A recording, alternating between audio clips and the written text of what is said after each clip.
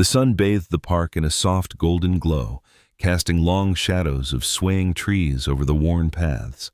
Laughter from a distant group of children playing on the swings mingled with the faint chirping of birds. On a lone bench near the edge of a small pond, Jada Kane sat quietly, taking a rare moment to enjoy the stillness of the afternoon. Her black leather jacket rested beside her, revealing a muscular frame beneath a simple gray t-shirt and jeans. A faint scar on her forearm, just visible under the sunlight, was the only hint of a life forged in battles far from here. Jada's eyes scanned her surroundings more out of habit than suspicion. A jogger passed by, giving her a polite nod which she returned. Her time as a Navy SEAL had sharpened her instincts, and even now, years removed from active duty, she couldn't help but notice the small details, the awkward shuffle of a man a few yards away, a group of teenagers lingering too long near a playground. Nothing seemed particularly unusual, but something about the air felt off. Across the park, a group of 4 men loitered near the base of an old oak tree.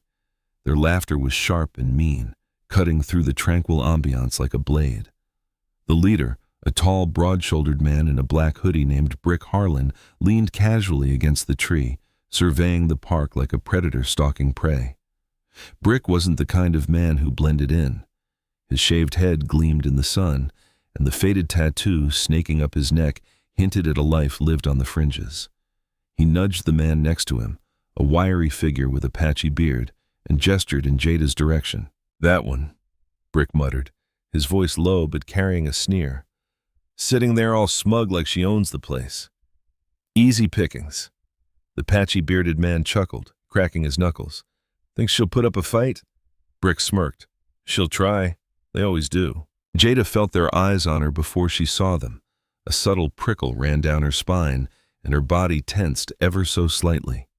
She turned her head slowly, catching their gaze for just a moment. They didn't look away. That was her first confirmation they were trouble. She kept her posture relaxed, one arm draped over the back of the bench, the other resting on her lap. Her breathing remained steady, but her mind began to assess. 4 of them, broad shoulders on the leader, wiry build on the second, the other 2, younger, maybe early 20s, with cocky postures that screamed overconfidence. A mix of cheap cologne and cigarettes wafted over on the breeze, confirming their proximity. "All right, gentlemen," Jada muttered under her breath, a hint of a wry smile forming. "Let's see what you've got." The men began to move, their conversation growing louder as they crossed the park toward her. Their laughter carried over the playground, drawing the attention of a few passers-by who quickly looked away, uninterested in getting involved. Brick walked in front, his stride slow and deliberate. The wiry man with the patchy beard and the 2 younger men flanked him like wolves circling a lone deer. Jada didn't flinch. Instead, she shifted slightly, making herself look just vulnerable enough to tempt them further. Her instincts told her these men were used to picking off easy targets, feeding on fear. They didn't know who they were dealing with yet. Brick reached the edge of the path near Jada's bench, his boots crunching against the gravel. His smirk widened, exposing teeth stained from years of cigarettes and cheap coffee. Behind him, the patchy bearded man chuckled while the 2 younger men exchanged a glance, their excitement barely contained. They spread out slightly, forming a loose semicircle around Jada's bench.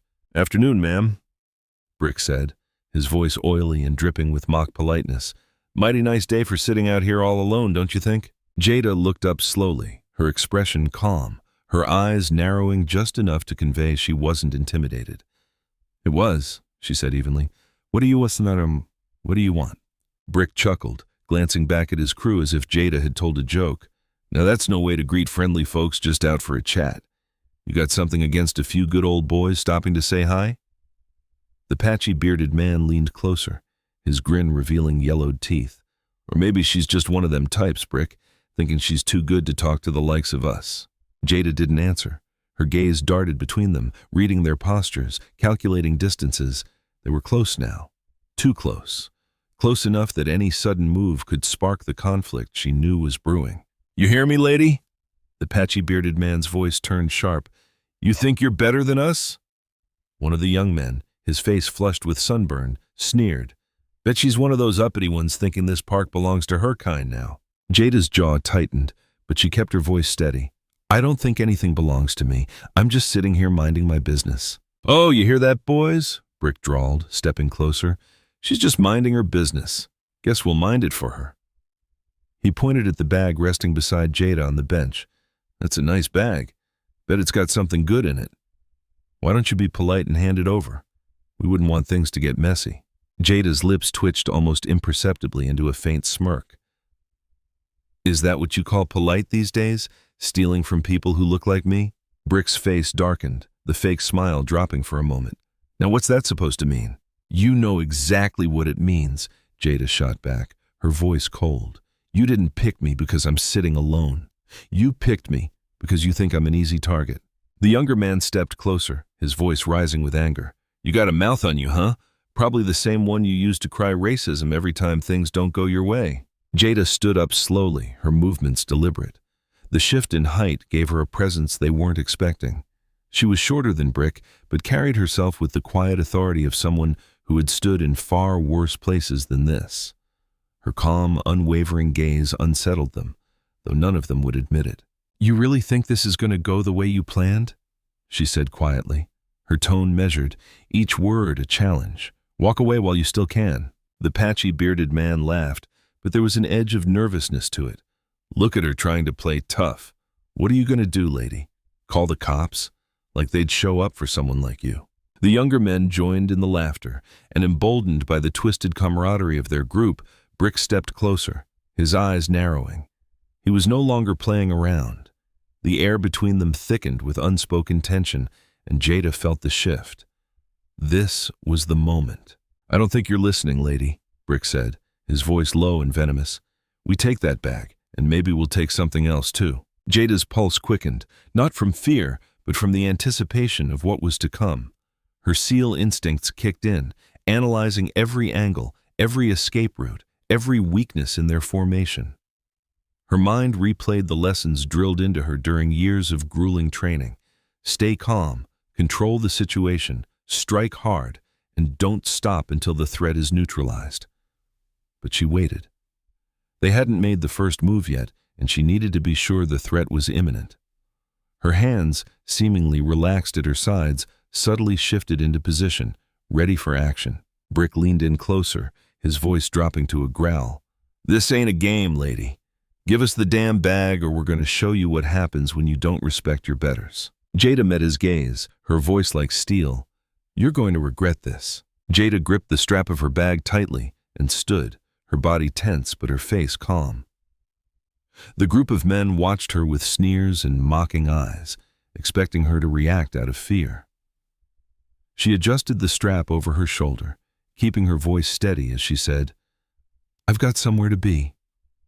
Without waiting for a response, she turned and started walking. Her steps were measured, her breathing controlled though her pulse quickened. She had no intention of running. It would only embolden them, but she wasn't about to stand there and give them the satisfaction of a response. Behind her their voices rose, taunting and louder now, like a pack of jackals circling their prey. Hey, where you going? One of the younger men called, his voice carrying an edge of mockery. We ain't done talking, lady. Jada ignored him, keeping her pace steady as she scanned for an exit. The park's main thoroughfare was ahead, but the tree-lined path she had chosen felt suddenly too quiet, too far removed from the safety of crowds. The crunch of their footsteps on gravel grew louder, closer. Her jaw tightened. Come on now, don't be like that, the patchy bearded man jeered. Ain't you used to folks like us talking to you? Or you too good for that? Jada clenched her teeth, fighting the urge to look back. She rounded a corner and stopped abruptly when she realized her mistake. The clearing ahead was wide and open, but they had moved faster than she expected. They blocked the path now, spreading out in a loose semicircle. Brick stood in the center, his broad shoulders squared, his smug grin daring her to make a move. The patchy bearded man was at his side, cracking his knuckles, while the two younger men flanked them, leaning casually against trees as if they had all the time in the world. Well now, Brick drawled, his tone dripping with mock politeness. Look at you all cornered. Bet you didn't think this one through, did you? Jada turned to glance behind her, but one of the younger men had circled back, cutting off her escape route. She was boxed in. Her eyes flicked between them, reading their stances, their movements. Her body was calm, but her mind was racing. There was no reasoning with them, not with men like these. Brick took a step forward, his grin widening. "You lost, sweetheart. This ain't your part of town." Jada met his gaze, her voice calm but cold. "I'm not lost. Now if you'll move, I'll be on my way." The patchy bearded man chuckled, stepping closer. "Oh, you think you can just walk away like we're just going to let you? Nah, lady, you don't get it. This ain't a free ride for your kind." Jada's jaw tightened, but she kept her expression neutral. "I don't want any trouble." "Oh, we know you don't," Brick sneered. "People like you never do. Just want to sit there all smug, acting like you belong. Like you can just take up space like the rest of us. But see, that's the thing. You don't." One of the younger men pushed off the tree, pointing at Jada with an accusing finger. "She thinks she's better than us. You see it, right? The way she looks at us like she's too good. Probably one of those types who cries racism every time something doesn't go her way." "Yeah," the patchy bearded man added, his voice sharpening. "Bet she's had it easy her whole life. Probably never worked a day for nothing. Everything handed to her just because of some pity sob story." Jada exhaled sharply, her patience wearing thin. "You don't know anything about me." Brick's smirk turned into a sneer. "Oh, I know enough. You're just like the rest of them, always looking for a handout, always expecting everyone else to step aside. Well, guess what? Not today." Jada shifted slightly, adjusting her stance. Her calm, steely gaze didn't waver. "I've already warned you. Walk away and this ends here." The patchy bearded man threw his head back in laughter. "Warn us? Listen to her, Brick.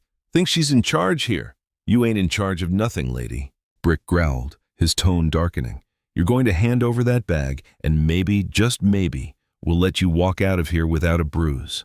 Jada scanned their faces. Her instincts kicked in. These men weren't here for her bag. That was just the excuse. This was about power, about making her feel small.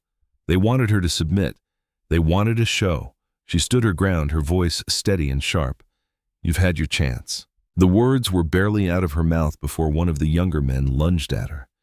Jada sidestepped smoothly, her movements quick and precise. She didn't strike. Not yet. Her SEAL instincts told her to act fast and decisively, but she needed them to cross the line fully. Brick's face twisted with rage as he barked, "What are you waiting for? Get her!" Brick's order hung in the air for only a second before the younger man lunged again, this time with more force. Jada moved instinctively, stepping aside and grabbing his arm in one fluid motion. Using his momentum against him, she twisted sharply, sending him sprawling to the ground with a yelp. He groaned, clutching his arm as he rolled onto his side, momentarily out of the fight. The group froze for a beat, their faces shifting from smug confidence to shocked disbelief. Jada turned her attention to the rest of them, her stance calm but unyielding. She adjusted the strap of her bag over her shoulder, her eyes narrowing. "I told you to walk away." The patchy bearded man sneered, though there was hesitation in his movements now. "Oh, you're going to regret that, lady." Brick stepped forward, his imposing frame towering over her. "Think you're tough, huh? We'll see how long that lasts." He swung at her, a wide, uncoordinated blow meant to overwhelm rather than connect. Jada ducked easily, her movements smooth and practiced. She drove her elbow into his ribs as she rose, forcing him to stumble back, his breath hitching. He clutched his side, his face contorting with pain and anger. "Come on, all of you!" Brick barked, motioning for the others. "Take her down!" Jada's muscles tensed as the remaining men closed in. The patchy bearded man moved first, his fists raised, swinging wildly at her. She deflected his strikes with precision, her movements economical and deliberate. A sharp kick to his knee sent him reeling, his balance faltering just enough for Jada to shove him backward. He hit the ground with a thud, cursing loudly. The younger man who had been leaning against the tree rushed her next, his approach more cautious but no less aggressive. Jada stepped into his attack, blocking his swing and driving her palm into his chest. The impact forced him to stumble back, gasping for air, but he managed to stay on his feet. He glared at her, his face red with exertion. "You're going to pay for that," he growled, circling her warily. Jada didn't respond. Her eyes stayed locked on him, her body poised to react. She felt the familiar burn of adrenaline coursing through her veins, her focus razor sharp. This wasn't just a fight, it was survival. Brick recovered and advanced again, his movements slower but more deliberate this time. "You think you're some kind of hero?" he spat. "You think you can walk into our park and show us up?" Jada turned to face him fully, her voice calm but firm. "This isn't your park, and I'm not the one showing anyone up. You've done that to yourselves." Her words only seemed to enrage him further. He feinted left, then threw a punch aimed at her head. Jada ducked and countered with a swift strike to his torso, followed by a low kick to his shin. Brick stumbled but stayed upright, his fists swinging again, more out of frustration than strategy. Jada sidestepped effortlessly, forcing him to overextend and lose balance. "Come on, Brick!" the patchy-bearded man shouted, struggling to his feet. "Stop playing around!" Jada caught movement in her periphery and turned just in time to block an attack from one of the younger men. He had grabbed a tree branch, swinging it like a bat, but Jada stepped inside his reach and twisted it out of his hands. A quick shove sent him backward, and he tripped over his own feet, landing hard on the gravel path. Brick roared in frustration, charging at her with everything he had this time. Jada let him come closer, sidestepping at the last second and using his momentum to drive him into a nearby tree. The impact was solid, and Brick staggered, clutching the bark for support as he tried to regain his footing. The patchy, bearded man, emboldened by her brief distraction, lunged at her from behind. Jada felt his presence and spun, catching him mid-charge. She delivered a sharp elbow strike to his chest, followed by a push that sent him crashing to the ground once again. The fight was chaotic and relentless, but Jada's movements were precise, her training evident in every calculated strike. Still, she wasn't unscathed. Her ribs ached from a poorly blocked punch, and her forearm throbbed where the younger man's branch had grazed her, but she pushed the pain aside, her focus unbroken. Brick stumbled back into the clearing, his face twisted in fury. "You think this is over?" he snarled, his voice a mix of anger and desperation. "You're going to regret this, lady. You're going to regret messing with us." Jada straightened, her breathing steady despite the effort she'd exerted. "No," she said, her tone ice cold. "You're the one who's going to regret it." The remaining men, bruised and battered, exchanged uncertain glances. The patchy, bearded man was slow to rise, his confidence visibly shaken. One of the younger men backed away, muttering something under his breath about it not being worth it. But Brick wasn't done. His pride and his ego wouldn't let him back down. "You think you've won?" he spat. "You don't know what you've started." Jada's eyes narrowed. "Then let's finish it." But before either of them could move, a distant sound pierced the tension, the faint wail of approaching sirens. The gang's heads snapped toward the sound, their expressions shifting from anger to uncertainty. Brick's eyes narrowed, his mind racing to decide whether his pride was worth the risk of getting caught. "You hear that?" one of the younger men muttered, taking a cautious step back. "Cops are coming." "So what?" Brick barked, his voice rising in frustration. "We're not done here." The patchy, bearded man wasn't so sure. He shifted his weight uncomfortably, glancing at Brick. "Look, man, this ain't worth it." "Shut up," Brick growled, pointing a finger at him. "We don't run. We finish this." Jada stood her ground, her breathing even, despite the ache spreading through her ribs. She could see the fractures forming in their unity, the cracks in the facade of confidence that had emboldened them earlier. The sirens grew louder, closer, a promise of intervention that the gang couldn't ignore. "She's not worth it. Let her go," the younger man said again, his voice more urgent. Brick turned back to Jada, his eyes blazing with rage and frustration. He took a step toward her, his fists trembling at his sides.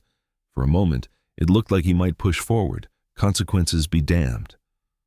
But then, the sirens gave a sharp, rising wail, close enough now that the red and blue flashes of police lights became visible through the trees. "Damn it!" Brick cursed, his voice cracking with anger. He shot Jada a venomous glare. "This ain't over." Jada's voice was cold and precise. "Yes, it is." With a growl of frustration, Brick turned on his heel, motioning for the others to follow. "Let's go. Move." The patchy, bearded man didn't hesitate, limping after Brick with a grimace. The younger men exchanged one last glance at Jada, their faces a mixture of anger and unease, before trailing after their leader. One of them muttered under his breath, "She's crazy," as they disappeared into the shadows of the tree line. Jada stayed rooted in place, her body still coiled with tension, Her ears tracked the fading sound of their footsteps. Her eyes scanned the clearing to make sure none of them doubled back. Only when she was certain they were gone did she allow herself to exhale. The sirens were nearly upon her now. The crunch of tires on gravel signaled the arrival of law enforcement. 2 squad cars pulled to a stop at the edge of the clearing, their lights painting the trees in bursts of red and blue. The officers stepped out cautiously, their hands resting on their belts as they surveyed the scene. One of them, a tall man with a clipped tone of authority, approached her. "Ma'am, are you okay? We got a call about a disturbance in the park." Jada nodded, keeping her tone even. "I'm fine, they're gone now." The officer's eyes lingered on her for a moment, noting the scrape on her arm and the subtle shift in her stance that betrayed the pain she was masking. "Did they hurt you?" Jada shook her head. "Nothing I can't handle." Another officer scanned the area, noticing the disturbed dirt and a few items left behind, one of the younger men's hats, a discarded stick. He turned back toward his partner. "Looks like they ran in a hurry." The first officer sighed, pulling out a notepad. "Can you describe them?" Jada hesitated, her mind racing through the events of the confrontation. She could feel the adrenaline beginning to ebb, replaced by the dull ache of bruises and the sharp sting of her arm. 4 of them, mid-20s mostly. The leader, tall shaved head, tattoos on his neck, calls himself Brick. The officer nodded, jotting down her words. "Did they say anything? Anything to suggest why they targeted you?" Jada's jaw tightened. She could still hear their words echoing in her head, the mocking tone, the slurs, the hatred barely disguised as bravado.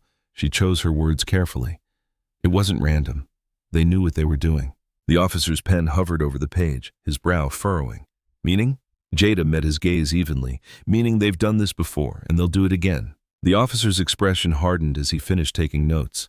"We'll keep an eye out for them. In the meantime, we'd like you to come down to the station and file a formal report." Jada nodded slowly. "I'll meet you there." As the officers returned to their vehicles, Jada took a moment to steady herself. The clearing was quiet again, but the weight of what had just happened lingered heavily in the air. This wasn't over. Brick's parting words weren't just a threat, they were a challenge, and Jada had no intention of backing down. The fluorescent lights of the police station buzzed faintly overhead as Jada sat in a chair across from Officer Delgado. Her expression was calm, but her body still thrummed with adrenaline. The confrontation in the park was over, but the weight of the men's words lingered, their hateful intent unmistakable. She replayed the encounter in her mind, not just the physical fight, but the taunts, the sneers, and the pointed reminders of why they had chosen her as their target. Officer Delgado, a young officer with a no-nonsense demeanor, flipped open his notebook. "Let's start from the top, Miss Kane. You said there were 4 men. You mentioned their leader calls himself Brick. Can you walk me through exactly what happened?" Jada recounted the events in sharp, precise detail. Brick's mocking tone, the hateful comments, the way they surrounded her like a pack of wolves. Delgado's pen moved quickly across the page, his expression growing darker as her story unfolded. When she finished, he tapped the pen against his notebook thoughtfully. "This doesn't sound random. You're sure you've never seen these men before?" "I'm sure," Jada replied. "They weren't after my bag. That was just an excuse. They saw me sitting alone, and they thought they could intimidate me. They wanted me to feel out of place." Delgado frowned, leaning back in his chair. "Why do you think they singled you out?" Jada didn't hesitate. "Because I'm black." Delgado's pen froze midair. "They said that?" Jada's jaw tightened. Not directly at first, but it was clear in everything they said. They made it obvious. Comments about me thinking I'm better than them, how people like me don't belong. This wasn't just about stealing something. They wanted me to feel small. Delgado sighed, closing his notebook with a faint snap. "We've had reports of harassment like this recently, minor incidents in public spaces mostly. But if this group is targeting people based on race..." He trailed off, his frustration visible. "They are," Jada said firmly, "and they've been doing it for a while. They were too comfortable, too confident. This wasn't their first time." Delgado leaned forward, his brow furrowed. "I'll run their descriptions through the system and cross-reference any recent reports. But I'll be honest with you, Miss Kane. Cases like this are hard to pin down if victims don't press charges or if there's no solid evidence. It's tough to build a case." Jada's voice was sharp. "Then find the evidence because I'm not letting this slide." Jada sat in her living room, her laptop casting a faint glow as she scrolled through local news reports. She wasn't the type to sit back and hope for the best. Her military training had taught her to take initiative, and if Delgado needed more proof, she'd find it. It didn't take long to notice a disturbing pattern. In the past several months, there had been multiple reports of harassment and minor assaults across the area, all involving groups of men targeting individuals in public spaces. In every case, the victims were people of color. Jada's jaw clenched as she read through the accounts. The descriptions of the attackers were consistent. A tall, broad-shouldered man with tattoos on his neck, flanked by younger men. Brick. Many of the victims hadn't pressed charges, likely out of fear or frustration with the system, but their accounts all echoed the same sentiment. The attacks weren't just about theft, they were meant to send a message. As she dug deeper, Jada came across a community forum discussing similar incidents. One thread in particular stood out. These guys aren't just random thugs, they target minorities. They pick their spots, intimidate people, and get out fast. Nobody ever catches them. Her phone buzzed on the table, breaking her concentration. It was a message from Lila Voss, her best friend and a journalist known for chasing stories others avoided. Heard about what happened. You okay? Call me. Jada didn't hesitate. She hit the call button and Lila picked up on the first ring. Jada, I saw the news. What happened? Jada explained everything. The attack, the hateful remarks, and the patterns she'd uncovered. Lila was silent for a moment before replying, her voice grim. It sounds like this isn't just a group of punks. If they're this organized and targeting minorities, this could be a hate group. That's exactly what it is, Jada said, and I'm not letting them get away with it. Lila sighed. I get it, but these people are dangerous, Jada. If you dig too deep... They came after me because they thought I'd back down, Jada interrupted, that I'd just let it happen. They were wrong. There was another pause before Lila spoke again, her tone resigned but supportive. What do you need? Anything you can find. Where they hang out, how long they've been doing this, why the police haven't stopped them, anything. Lila hesitated. I'll see what I can do, but promise me you'll be careful. These kinds of people don't take kindly to being exposed. Jada didn't answer immediately. She stared at her laptop screen, the faces of Brick and his crew etched into her memory. Finally, she said, I'll be careful, but this ends now. As the call ended, Jada leaned back in her chair. Her body still ached from the fight, but the pain only fueled her resolve. These men thought they could scare her into silence. They thought they could get away with it. They were wrong. Jada sat at her dining table, a steaming cup of black coffee in hand, her laptop open in front of her. The faint hum of the neighborhood waking up drifted through the window. Children playing, dogs barking, a distant lawnmower. It was a sharp contrast to the darkness she'd been sifting through online. Lila had come through, sending Jada a series of links and documents tied to Brick and his gang. The evidence painted a clearer picture of their activities and their connections. This wasn't just a group of thugs harassing people in parks. They were part of a larger, loosely organized network that operated under the radar, targeting minorities in small, calculated ways. Jada skimmed the files again, her jaw tightening. The incidents weren't random. They were coordinated assaults, vandalism, and intimidation tactics, all aimed at driving fear into specific communities. And there were rumors of a leader above Brick, someone who was pulling strings and keeping the group in line. Her phone buzzed, breaking her concentration. It was Officer Delgado. Blake, she answered, her tone sharp. Morning? Delgado said. His voice was tight, as though he hadn't slept much. I've been looking into the names you gave me. You were right. This Brick guy isn't some random punk. He's tied to a string of reported incidents, and his group's been causing trouble for months. I could have told you that, Jada replied. What are you doing about it? That's the problem, Delgado admitted. Most of the victims didn't press charges, so there's no paper trail. It's hard to connect everything legally. Then make a trail, Jada snapped. If I can find this much information on my own, you have the resources to dig deeper. Don't tell me your hands are tied. Delgado sighed heavily. Look, I want to take these guys down as much as you do. But without solid evidence, anything we do could blow up in court. If they walk, it's over. Jada clenched her teeth. She hated the bureaucracy of justice systems, the endless hoops to jump through while people like Brick continued to operate unchecked. So what's your plan? Delgado hesitated. There's a rumor floating around the station that Brick's crew might be connected to a bigger group. We're talking hate crimes, maybe even domestic terror activity. If that's true, the feds might get involved. Jada leaned forward, her eyes narrowing. And then? That means we need something concrete before we can escalate it, Delgado said. We're working on it, but it's going to take time. Jada's lips pressed into a thin line. Time wasn't something she was willing to give men like Brick. I'll do my part, she said finally, but you better be ready when I bring you something. Delgado sighed again. Don't do anything stupid, Kane. She hung up without answering. That evening, Jada found herself in a nondescript coffee shop across town, sitting across from Lila. The journalist looked tired but determined, her laptop opened beside her as she flipped through notes. This is bigger than we thought, Lila said, sliding a folder across the table. Brick's gang is just one piece. There are at least 3 other groups like his operating in the region, different names, different tactics, but the same goal: intimidation. Jada flipped through the folder, her frown deepening with each page. Photos of graffiti, mugshots of other gang members, maps with red circles marking incidents. It was a coordinated effort designed to instill fear and exert control. This isn't just about harassment, Jada muttered. They're trying to push people out, make them feel unsafe in their own neighborhoods. Lila nodded grimly. And they've been getting away with it because the incidents are small enough not to draw national attention. Nobody's connecting the dots. Jada's mind raced. She could feel the pieces falling into place, each one more damning than the last. If they could find the leader above Brick, they might be able to dismantle the whole operation. What about funding? Jada asked.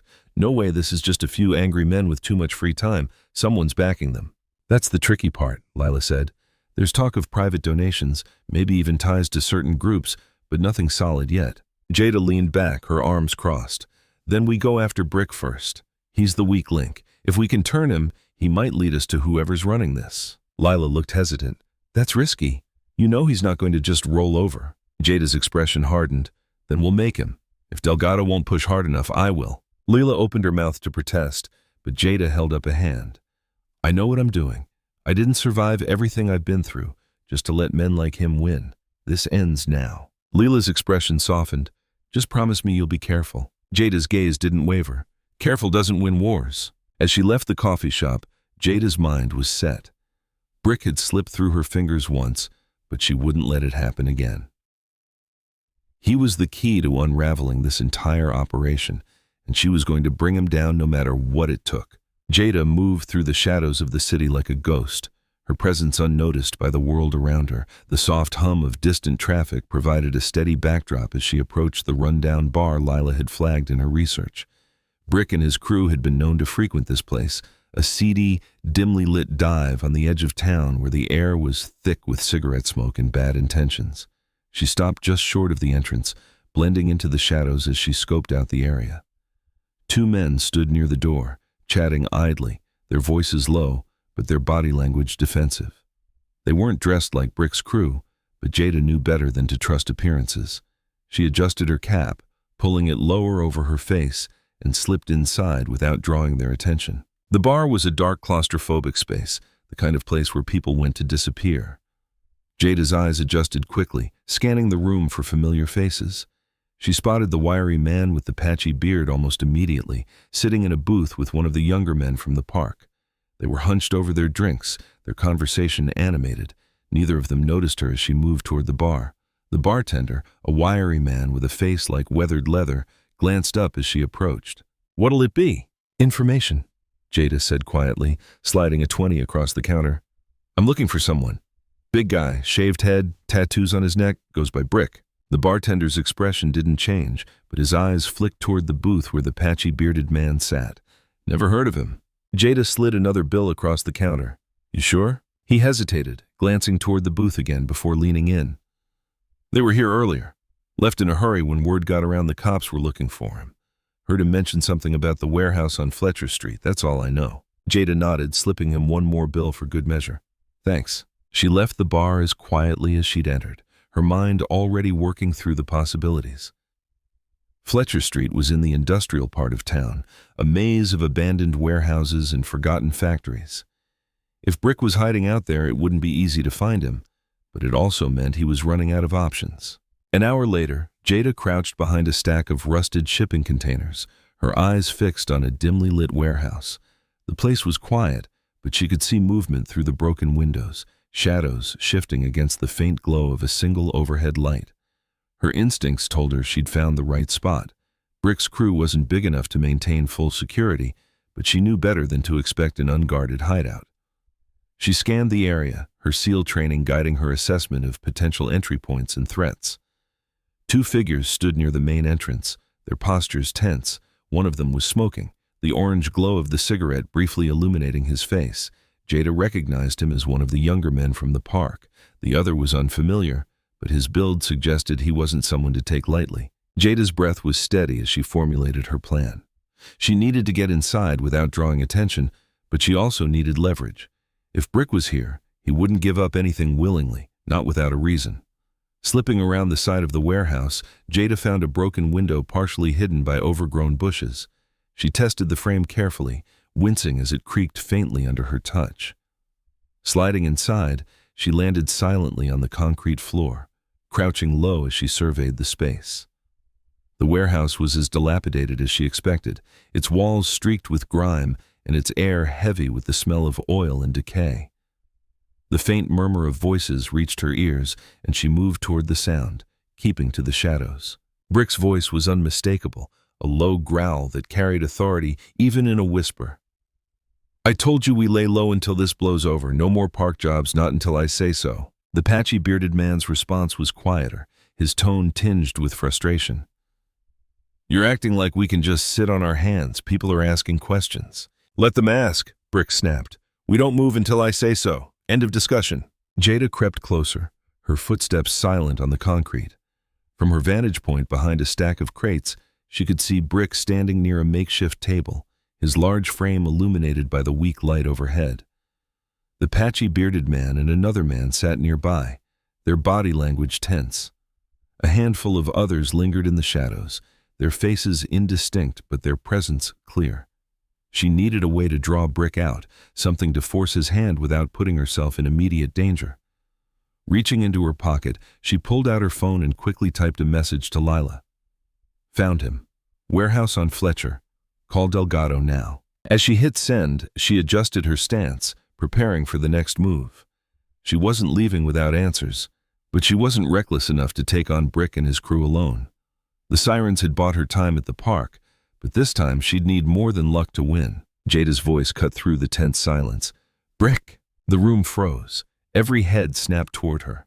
Brick's eyes narrowed as he stepped forward, his face darkening with recognition. "You," he said. Jada straightened, her expression calm but her gaze sharp. "We're going to have a conversation." Brick laughed, the sound low and menacing. "You think you can just walk in here and start making demands?" Jada's tone was cold as steel. "I think you're going to tell me everything I want to know. Because if you don't, this place will be swarming with cops in less than 5 minutes. Brick's smirk faltered just for a moment before he recovered. "You don't scare me." Jada stepped closer, her stance unyielding. "You should be." Brick's crew exchanged uneasy glances. Their earlier bravado faded as Jada stepped closer. Her calm, unyielding presence filled the room, her words cut through the tension like a blade. "You've got guts," Brick said, his voice strained as he tried to hold on to his confidence. "But guts don't mean much when you're outnumbered." Jada's sharp gaze swept the room, counting the men, 5 in total, including Brick. Her expression didn't waver. "Outnumbered? I've seen worse odds, and guess what? They didn't win either." Brick's fists clenched at his sides. "Big talk. You think you're some kind of hero?" "No," Jada replied coldly. "I'm just the one who's going to make sure you answer for what you've done." Before Brick could respond, the faint wail of police sirens reached the warehouse. The sound grew louder, the flashing blue and red lights casting shifting shadows across the grimy walls. Brick froze, his smirk finally slipping into an expression of genuine alarm. "You called the cops?" the patchy bearded man spat, his voice rising in panic. He looked toward the exit, his instincts screaming at him to run. Jada's voice was steel. "You think I came here without a plan?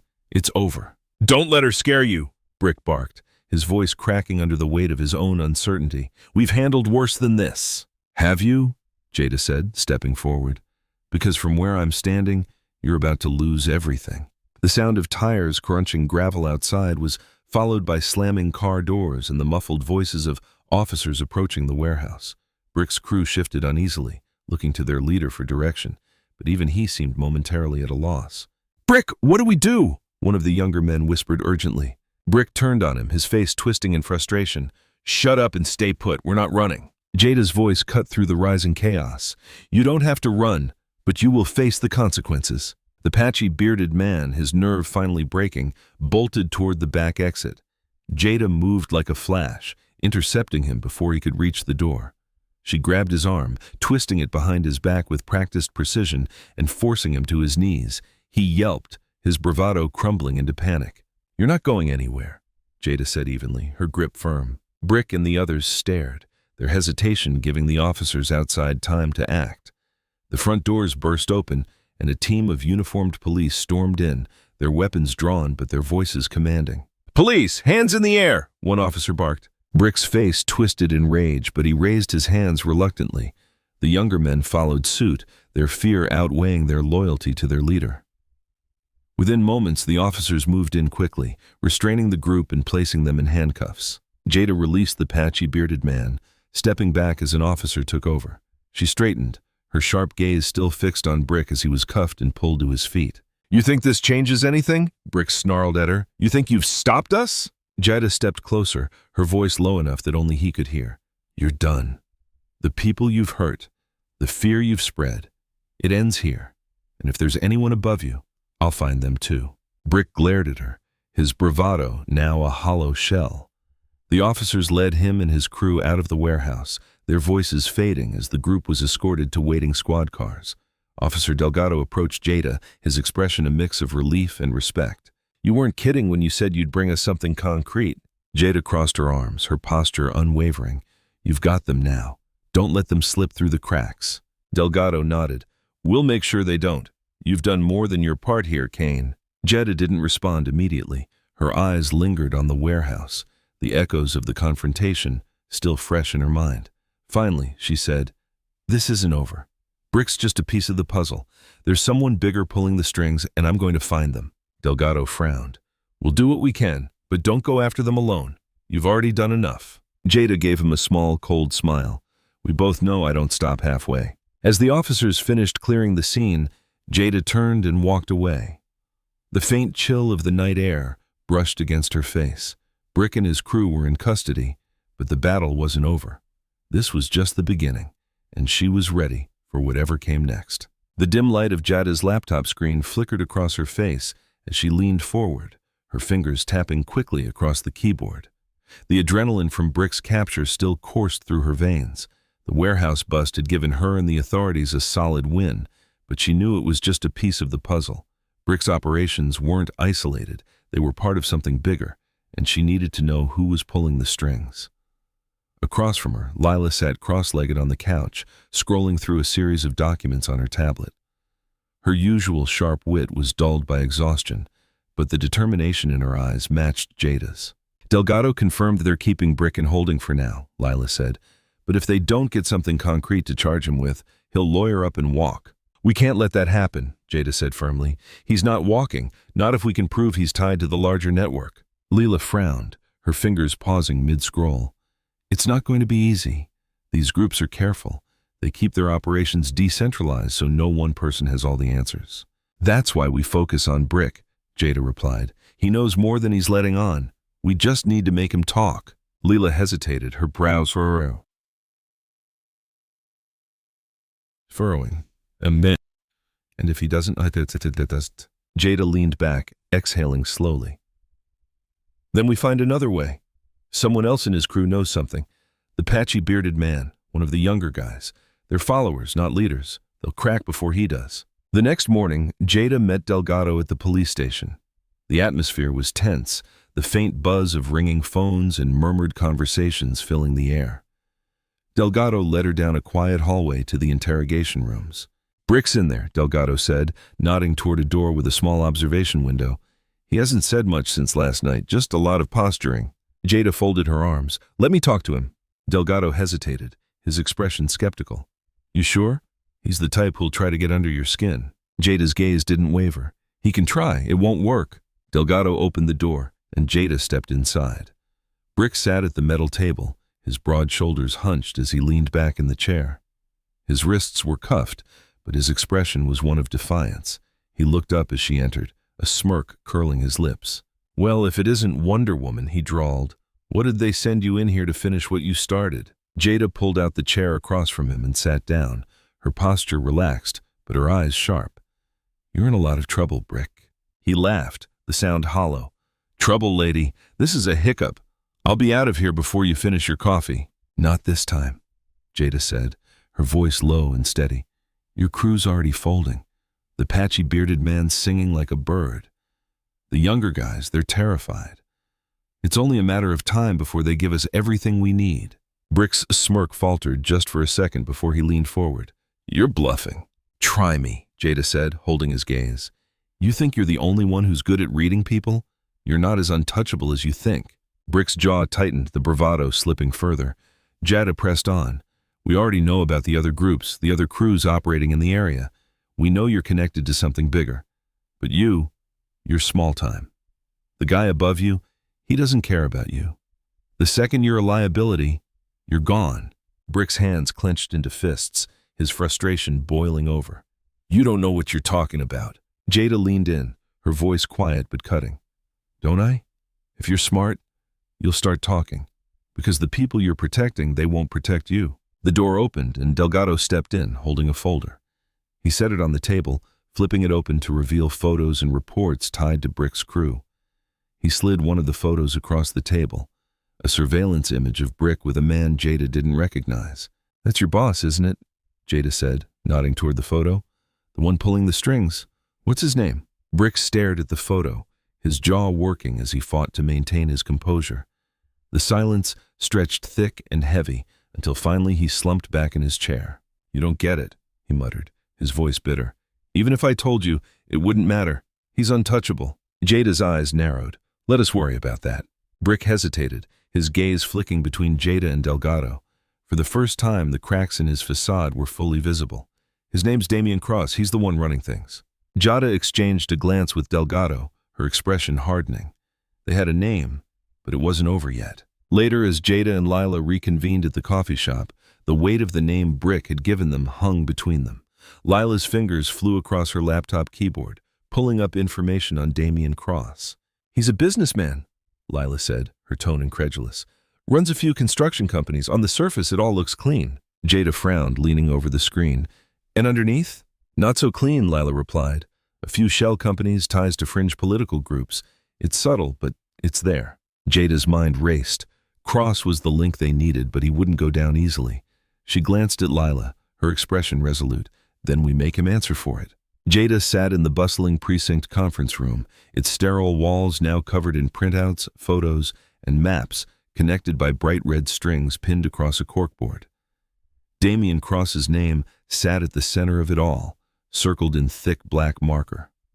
Officers shuffled around the room, reviewing files and comparing notes, but Jada's focus was on Delgado, who stood by the board briefing a small team. "This is where it gets tricky," Delgado said, pointing to a cluster of pins marking Cross's businesses.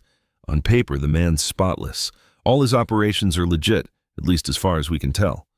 But thanks to Brick's testimony and Jada's intel, we've got enough to suspect he's using his construction companies as a front to fund and coordinate these hate groups." Lila, seated at the corner of the table with her laptop, raised a hand. "I found some unusual financial activity tied to Cross's shell companies, money moving around, donations to political organizations with extremist ties. It's subtle, but it's there." Delgado nodded, his jaw tightening. "Subtle isn't enough for a warrant, though. We need something concrete. Bank statements, communications, anything that ties Cross directly to these groups." Jada crossed her arms, her expression grim. "What about the crew we picked up? Brick gave us Cross's name. The patchy bearded man and the others must know something. They're scared." Delgado admitted the idea of flipping on Cross had them rattled. They know how dangerous he is. Jada stepped forward, her tone firm. "Then we push harder. Cross isn't going to stop if we don't act. More people will get hurt." Later that day, Jada sat across from the patchy bearded man in an interrogation room. The man's bravado from the park was gone, replaced by a nervous energy that made him shift constantly in his seat. His eyes darted to the mirror on the wall, then back to Jada. "You don't get it," he said, his voice shaky. "Cross has connections, big ones. If he finds out I talked, he'll—" Jada interrupted, her voice calm but unyielding. You're already in custody. Do you think he's going to stick his neck out for you? Men like Cross don't protect people like you. They use you. The patchy bearded man's hands fidgeted on the table. I didn't think it'd go this far. The park stuff, the harassment, it was just supposed to scare people. But Cross always had bigger plans. Jada leaned in, her eyes sharp. What plans? The patchy bearded man hesitated, the weight of his decision clear on his face. Finally, he exhaled heavily. He's using us to stir up chaos. Fear makes people easy to control, you know? Cross has ties to groups that want to push laws, policies, stuff that benefits them. We're just the boots on the ground. Jada's stomach turned, but she kept her expression neutral. And the funding? How does it work? He launders it through the construction companies, the patchy bearded man admitted, his voice low. Sends the money to shell accounts, then it gets funneled to the crews. We get our cut for doing the dirty work. Delgado, watching from behind the glass, stepped into the room, a file in hand. That's enough to start connecting the dots, he said, setting the folder on the table. But we'll need you to testify. The patchy bearded man froze, his eyes wide with panic. Testify? Are you crazy? Cross will have me killed. Not if we take him down first, Jada said firmly. Help us, and we'll make sure you're protected. Back in the conference room, Jada and Delgado reviewed the new intel with Lila. The financial trail the patchy bearded man described matched what Lila had uncovered, creating a clearer picture of Cross's operations. This is the break we needed, Lila said, scrolling through her laptop. We can tie the money directly to Brick's crew and a few other groups operating in neighboring counties. With the paper trail and Brick's testimony, it's enough to get a search warrant. Delgado nodded, his expression resolute. I'll get the paperwork filed. Once we have the warrant, we'll raid Cross's main office. Jada's jaw tightened. This isn't just about arresting him. We need to dismantle everything. His network, his funding, his influence. Otherwise, someone else will just take his place. Lila placed a hand on Jada's arm, one step at a time. Taking Cross down is the first step. The warrant was approved faster than expected. By evening, Jada stood with Delgado and a team of officers outside Cross's sleek office building, its gleaming glass facade a stark contrast to the corruption hidden within. The team moved quickly, entering the building and securing the premises. Inside, Jada watched as officers rifled through files, computers, and desk drawers. Lila had joined the operation as an observer, snapping photos and taking notes for her eventual exposé. Delgado emerged from an office with a thick binder in hand, his expression triumphant. This is it, he said, holding up the binder. Transaction records, emails, it's all here. Cross is done. Jada allowed herself a small, satisfied smile, but she knew the battle wasn't over. Cross's arrest was just the beginning of dismantling the network he had built. Jada sat in the dimly lit conference room of the precinct, a map of the city spread across the table. Red and blue pins marked locations tied to incidents from the past year. Parks, alleys, and small businesses all clustered in neighborhoods targeted by Brick's crew and similar groups. Across from her, Officer Delgado shuffled through a stack of files, his brow furrowed in concentration. This is bigger than we thought, Delgado said, sliding one of the files toward Jada. Cross's name pops up in connection with several of these incidents, but it's always indirect. Donations to questionable organizations, funding for businesses that suddenly went under after trouble started in their neighborhoods. He's careful, keeps himself insulated. Jada leaned over the map, her eyes narrowing as she traced the connections. Careful isn't untouchable. He's left a trail. It's just a matter of pulling it together. Lila entered the room with a laptop under her arm and a determined look in her eyes. I've been digging into Cross's financials, she said, setting the laptop on the table and spinning it toward them. He's got money moving through a series of shell companies. On paper, it looks legitimate. Construction consulting, community development. But the timing lines up with the start of these incidents. He's funneling funds to these groups under the guise of donations. Delgado frowned, flipping through the documents. If we can prove the money's being used to finance hate groups, that's a federal case, but we need more than circumstantial evidence. Jada leaned back, her mind racing. Then we go after his people.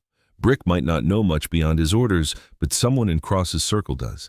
He's not doing this alone. Lila nodded, her fingers flying across her keyboard.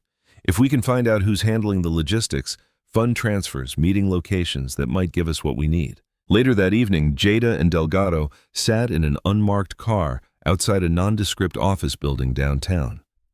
The glow of fluorescent lights spilled onto the sidewalk, casting long shadows across the empty street. Lila's intel had pointed to this building as a potential hub for Cross's operations, a front for his network. "We're not going in without backup," Delgado said, his tone firm. Jada's eyes stayed on the building. "We're not going in at all. Not yet. We watch, we gather intel, and we follow anyone who looks important." Delgado glanced at her, skeptical. "You really think someone's going to lead us straight to Cross?" "They always do," Jada said, her voice steady. "Everyone makes a mistake eventually." Hours passed as they watched the building, their patience rewarded when a sleek black SUV pulled up to the entrance. A well-dressed man in his 40s stepped out, glancing around nervously before entering the building. Jada's eyes narrowed. "That's Marcus Hale," she said, recognizing him from one of Lila's reports. "He's one of Cross's top guys, handles the financials." Delgado reached for his radio. "We tail him when he leaves. If he's meeting Cross, we'll know soon enough." The tailing operation led them to an upscale restaurant on the other side of town. Jada and Delgado watched from a distance as Hale entered and was greeted warmly by a man in a tailored suit, Damian Cross himself. The two men sat at a private table near the back, their conversation hidden behind thick glass and a curtain of privacy. "This is it," Jada murmured. "We've got him." Delgado nodded, already on his radio to coordinate surveillance. "We'll get audio and visual. If they discuss anything incriminating, we'll have it." Hours later, back at the precinct, the recordings from the restaurant played on a monitor. Cross's voice was calm and measured, but the content of his words was damning. "We need to keep the pressure up in those neighborhoods," Cross said, his tone cold. "If they feel unsafe, they'll leave, and once they're gone, we move in. Cheap property, big profits." Hale responded, his voice quieter, but no less incriminating. "What about the crews? They're getting reckless." Cross's tone sharpened. "Then we replace them. These are tools, nothing more. As long as they get the job done, I don't care what happens to them." The room was silent as the recording ended. Delgado turned to Jada, his expression grim. "That's enough to bring him in." Jada's gaze stayed on the monitor, her voice firm. "It's enough to end this." Jada stood in the center of the precinct's operations room, her arms crossed as Delgado and Lila spread out the documents and photos they'd gathered. The name Damian Cross loomed over them like a dark cloud. Delgado had pulled Cross's files overnight, and the picture it painted was troubling. A respected businessman on the surface, but with ties to extremist groups that could no longer be ignored. "We've got a lot of circumstantial evidence," Delgado said, gesturing to the photos on the table. "Connections to fringe groups, suspicious payments moving through his shell companies, but nothing solid enough to take him down. He's careful." Lila added, "Everything about his public image screams respectability. Charitable donations, community projects, clean records. But these payments, they're too clean, almost like someone went out of their way to cover something up." Jada leaned forward, scanning the documents. Her finger traced a line on one of the financial reports. "These payments, they're too consistent. Same amount, same intervals. That's not charity, that's funding." Lila nodded, her eyes narrowing. "And guess where they're going? Small organizations with vague descriptions, community initiatives, local improvement groups, all dead ends. But not for us." Jada's voice was firm. "We've already connected him to Brick's crew.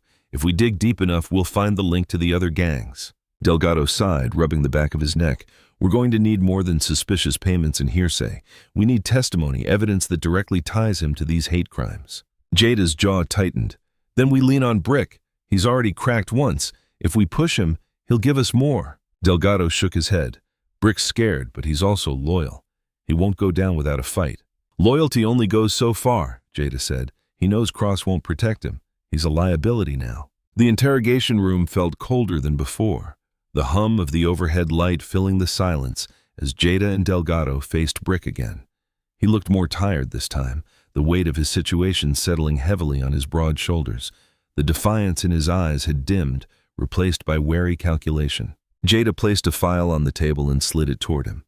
Inside were the same photos and reports Delgado had shown her earlier, but this time a new page sat on top, an arrest report for one of Brick's younger crew members. "Your boy rolled over," Jada said, her voice even. "He gave us everything we needed to connect you to Cross." Brick's lips pressed into a thin line, his fists clenching on the table.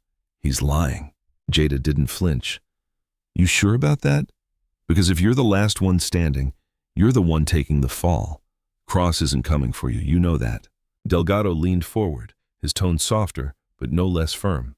Help us build the case against Cross, and you'll still have a chance. You don't, and you're looking at a laundry list of charges that'll bury you. Brick's jaw worked, the muscles twitching as he struggled with the decision.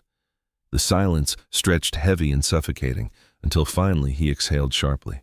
All right, he muttered. What do you want to know? Jada's eyes sharpened. Everything. How he funds you, how he communicates, the other crews he's tied to. You talk or you go down alone? Brick nodded reluctantly, his voice low. It's all through his businesses, construction companies mostly. He launders the money through contracts, pays us through fronts. We're supposed to keep it quiet, but sometimes things get messy. Jada's gaze didn't waver. The other groups? Brick hesitated, then nodded. Yeah, there's a few. Same setup. We don't work together directly, but we all know the deal. Keep people scared. Keep them out of his neighborhoods. Delgado scribbled notes furiously, his pen scratching against the paper.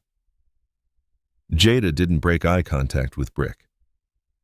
How does he communicate with you? Communicate with you? Through middlemen, Brick said. Guys who handle the money and pass along instructions.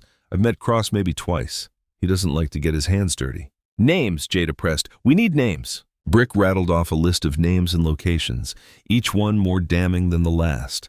By the time he finished, Delgado looked up, his face grim but determined. This is enough to start, Delgado said. We'll cross-check everything. If it holds up, we've got him. Brick slumped back in his chair, the fight drained from him. You think this is over? Cross has people everywhere. You won't touch him. Jada stood, her expression cold. Watch me. Back in the operations room, Jada and Lila reviewed the information Brick had provided. The names of Cross's middlemen gave them a clear trail to follow, and Delgado had already dispatched teams to track them down. The net was tightening, and Cross's untouchable image was beginning to crack. This is it, Lila said, her voice tinged with both exhaustion and determination. We're finally getting somewhere. Jada nodded, her focus unwavering. He's not invincible. He's just been playing the system, and now we're going to take it apart. Jada sat in the crowded conference room at the precinct, the air heavy with a mix of exhaustion and determination. The table was cluttered with files, photos, and notes, all pointing to one name, Damian Cross.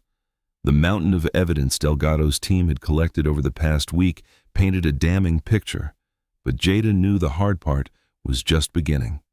Delgado stood at the front of the room, addressing a team of officers, prosecutors, and investigators. Cross's operation has been carefully built to avoid detection, but we finally got enough to make our case, Delgado said. Thanks to Brick's cooperation, we have names, payment trails, and testimony linking him to multiple hate groups operating in the area. One of the prosecutors, a sharp-eyed woman named Simmons, flipped through the files in front of her. We need to make sure this sticks. Cross is well connected, and his lawyers are going to argue that none of this ties him directly to the crimes. Brick's testimony is our linchpin. Delgado replied, he can put Cross in the room and link him to the payments funding these groups. That's assuming he doesn't fold on the stand, Simmons said skeptically. We've all seen it happen before. The defense will tear him apart if they sense weakness. Jada, seated at the edge of the table, leaned forward. Brick knows what's at stake. He's scared, and rightfully so, but he also knows Cross left him to rot. That betrayal is enough to keep him talking. Simmons nodded, though her expression remained cautious. Even so, we need more than his word. We need to show the jury a clear, undeniable connection between Cross and these crimes. Lila, sitting beside Jada with her laptop open, chimed in. We've got financial records that show money flowing from Cross's companies to shell accounts tied to Brick's crew and others like them, and those accounts are directly linked to payments for materials used in their operations, flyers, graffiti supplies, even weapons in some cases. Jada added, not to mention the communication logs. Brick's crew used burners, but some of those numbers connect to Cross's known associates. It's a pattern Cross can't explain away. Delgado nodded, his tone firm. This isn't just a hate crime case. It's a case about dismantling an entire network of intimidation and violence. If we do this right, we send a message that this kind of operation won't go unnoticed or unpunished. The following days were a blur of preparation. Jada worked tirelessly alongside the team, piecing together the timeline of Cross's activities. The more they uncovered, the more it became clear that he was the mastermind behind an extensive operation that had terrorized communities for years. Lila spent hours digging into Cross's public image, uncovering speeches and interviews that subtly hinted at his beliefs. "He's careful," she said, scrolling through a video of Cross addressing a business convention. "He never says anything outright, but he uses phrases that dog whistle to the groups he's funding. Words like preserving community integrity or restoring tradition. It's coded language." "That's not enough to convict," Simmons said during a late-night meeting, "but it's enough to show intent when combined with everything else." Jada's focus was unwavering as they rehearsed every angle of the case. Brick's testimony would be central, but they also had bank records, intercepted communications, and a paper trail that led straight to Cross's desk. The evidence was overwhelming, but Jada knew Cross's defense team would attack every crack they could find. On the eve of the trial, Jada found herself alone in the precinct, staring at a whiteboard filled with photos and notes. Cross's face stared back at her, his smug expression a reminder of the power he wielded. She thought about the victims, the people Brick's crew had terrorized, the neighborhoods Cross had tried to control through fear. This case wasn't just about justice for her. It was about justice for all of them. Delgado entered the room, breaking her thoughts. "You've done a lot to get us here, Kane. I hope you know that." Jada didn't turn from the board. "It's not enough until he's behind bars." Delgado leaned against the doorframe. "The prosecution is ready. Lila's work on the financials sealed a lot of gaps, and Brick, he's scared, but he knows this is his only shot at saving himself." Jada finally turned to face him. "Do you think it'll be enough?" Delgado's expression was resolute. "It has to be." The courtroom was packed the next day as the trial began, the air thick with anticipation. Cross sat at the defense table, his expensive suit and calm demeanor projecting confidence, but Jada could see the tension in his clenched jaw, the way his eyes darted toward his lawyers. When the prosecutor began presenting their case, Brick's testimony was a turning point. Though he was visibly nervous, his words were clear and damning. He detailed the payments, the orders, and the unspoken understanding that Cross was the man at the top.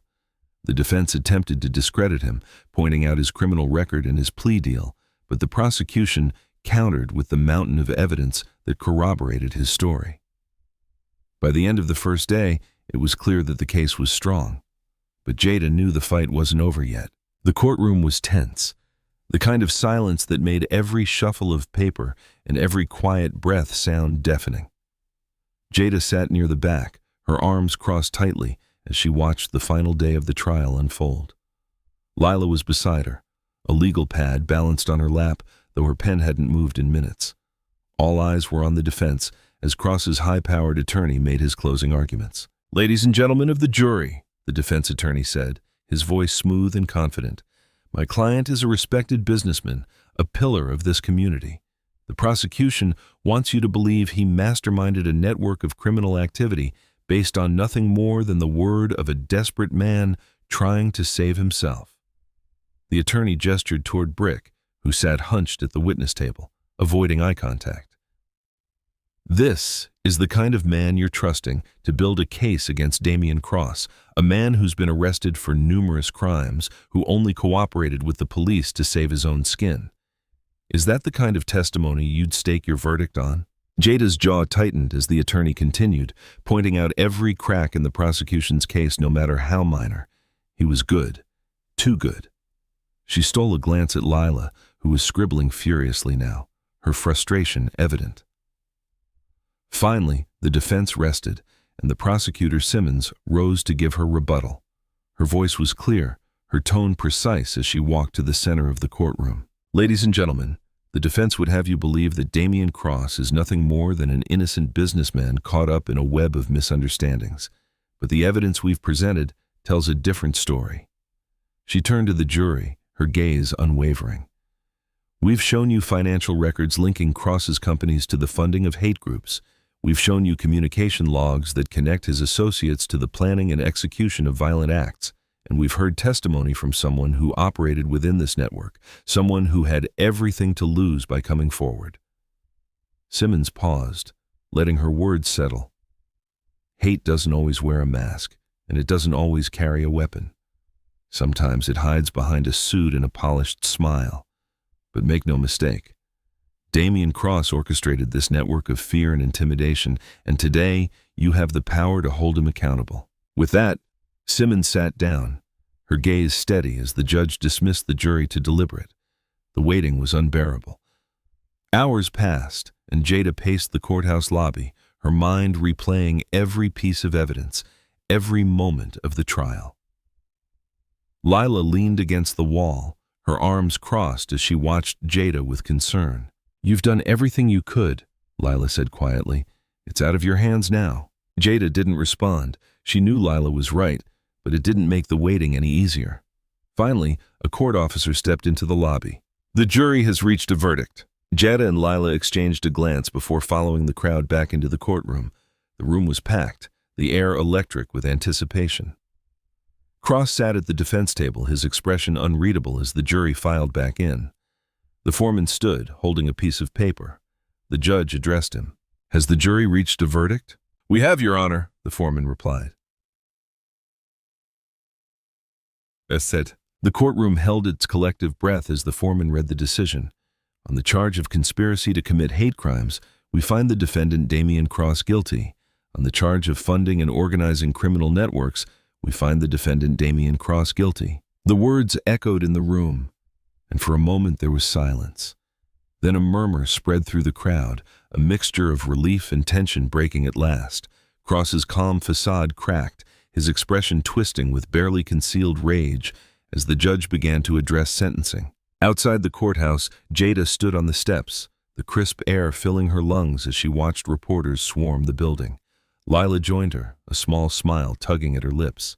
"You did it," Lila said. "He's finally going to face justice." Jada didn't smile, though the weight on her shoulders felt lighter. This was just one battle. There are others like him out there. "And you'll deal with them too," Lila said firmly, "but for now, this is a win." Delgado appeared, his face tired but satisfied. "They're recommending the maximum sentence. Cross won't see the outside of a cell for a long time." Jada nodded. "Good, that's where he belongs." As the crowd swirled around them, Jada allowed herself a brief moment of satisfaction.